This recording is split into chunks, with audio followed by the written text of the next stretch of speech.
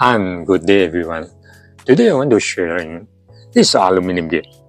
Aluminum gate, some people ask how to take care, like we have a new car, even a Ferrari or Lamborghini, we still need to take care of it, like we need to polish, need to wax, need to wash the car.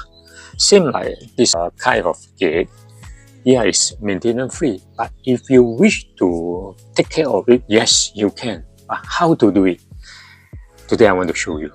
You can use some car wash, like I show you this demo. I already put some water and car wash. You just spray on it. Then you just can rub it. Or you use the water and spray it. But the most important today I want to share. After that, you can try to use some the nano coating you can get on Shopee or Lazada.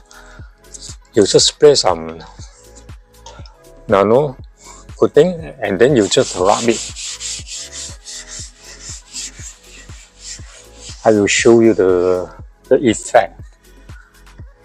Now here is the already coating. It's quite simple the way. Then if after the rain, you can see the water is very smooth. It won't stick on the frame.